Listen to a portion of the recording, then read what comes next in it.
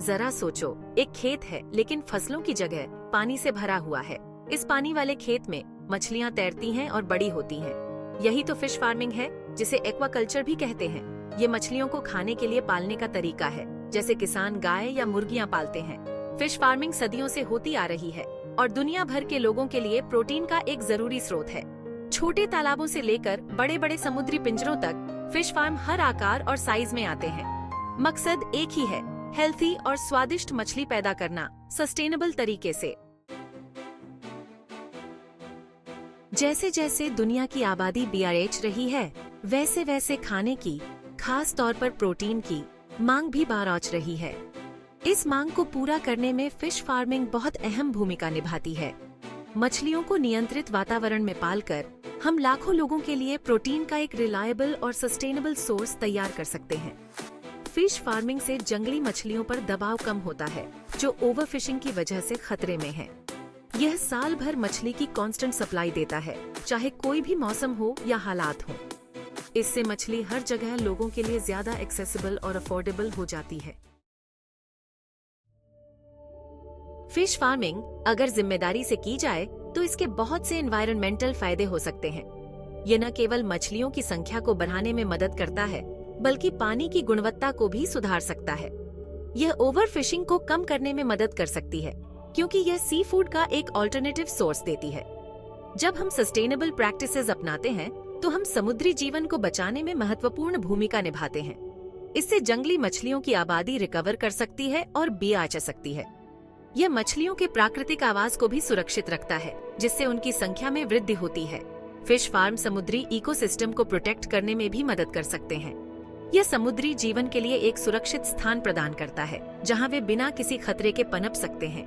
मछलियों को कंट्रोल्ड वातावरण में पालकर हम ट्रेडिशनल फिशिंग मेथड से होने वाले हैबिटेट डिस्ट्रक्शन और प्रदूषण को कम कर सकते हैं। यह न केवल मछलियों के लिए, बल्कि पूरे समुद्री जीवन के लिए फायदेमंद है।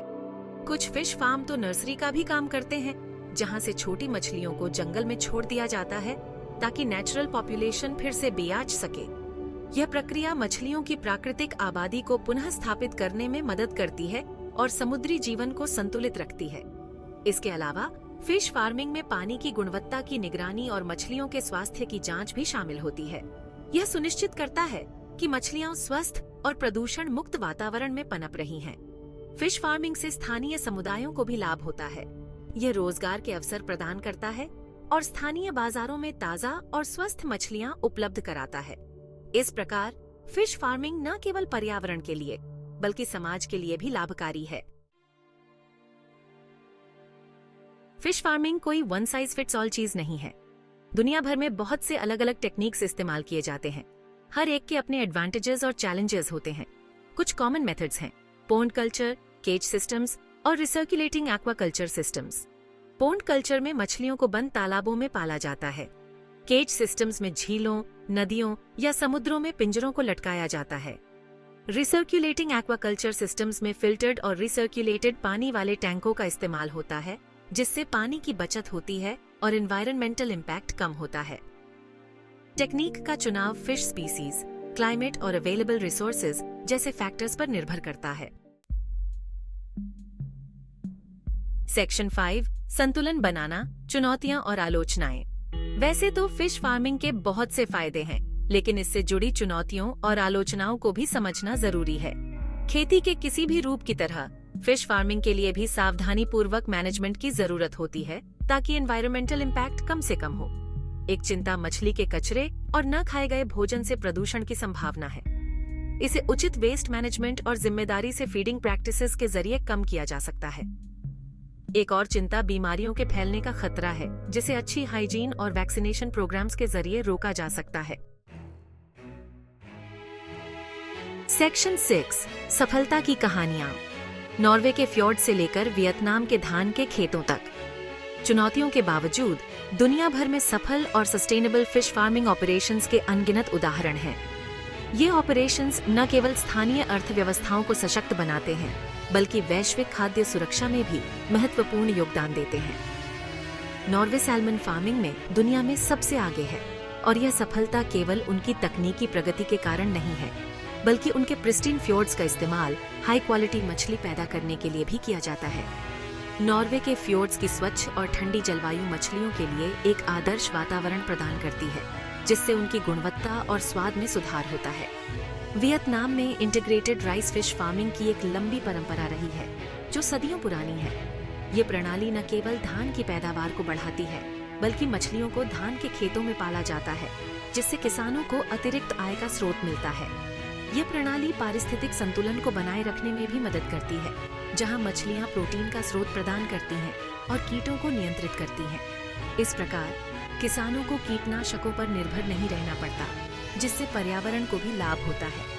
ये उदाहरण दिखाते हैं कि फिश फार्मिंग भोजन का उत्पादन करने का एक वायबल और सस्टेनेबल तरीका हो सकता है, और ये प्रणाली न केवल आर्थिक रूप से लाभदायक है, बल्कि एनवायरमेंटल इम्पैक्ट को कम करते हुए भी काम करती है। यह सुनिश्चित करती है कि आने वाली पीढ़ियों के लिए भी संसाधन उपलब्ध रहें। इस प्रकार नॉर्वे और वियतनाम के ये मॉडल दुनिया भर के अन्य देशों के लिए प्रेरणा का स्रोत बन सकते हैं, जो सस्टेनेबल और इको फ्रेंडली फिश फार्मिंग की दिशा में कदम बढ़ाना चाहते हैं। सेक्शन 7, एक सावधानी पूर्वक दृष्टिकोण, टिकाऊ प्रथाएं। फिश फार्मिंग का भविष्य सस्टेनेबल प्रैक्टिसेस के प्रति हमारी प्रतिबद्धता पर निर्भर करता है। इसका मतलब है एनवायरमेंटल इम्पैक्ट को कम करना, फिश वेलफेयर को बढ़ावा देना और ऑपरेशंस की सामाजिक जिम्मेदारी सुनिश्चित करना। एक्वाकल्चर स्टुअर्डशिप काउंसिल (ASC) जैसे सर्टिफिकेशन प्रोग्राम्स उपभोक्ताओं को जिम्मेदारी से प्रबंधित खेतों से आने वाले सी फूड की पहचान करने में मदद करते हैं।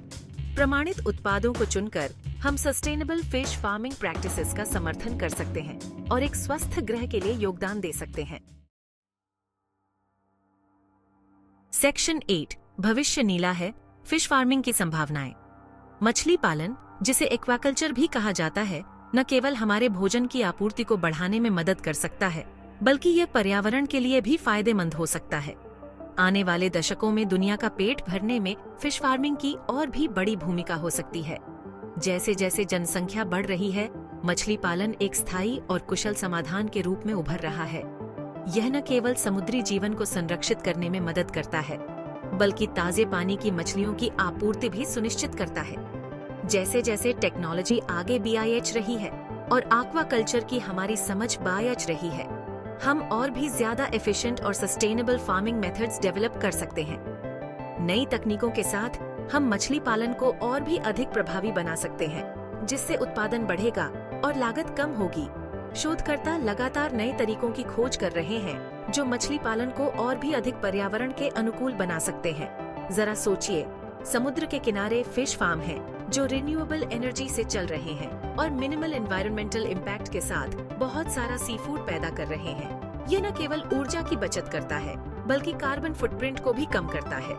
ऐसे फार्म समुद्री जीवन को नुकसान पहुंचाए बिना मछली की आपूर्ति को बढ़ाने में मदद कर सकते हैं। जरा सोचिए, ऐसे इंटीग्रेटेड एक्वाकल्चर सिस्टम्स हैं जो फिश फार्मिंग को खेती के दूसरे रूपों के साथ जोड़ते हैं और एक ऐसा क्लोज्ड लूप सिस्टम बनाते हैं जो कचरे को कम करता है और एफिशिएंसी को बढ़ाता है। इन प्रणालियों में मछली के अपशिष्ट को पौधों के लिए उर्वरक के रूप में पुनः उपयोग किया जाता है, जिससे एक संतुलित और टिकाऊ पारिस्थितिकी तंत्र बनता है।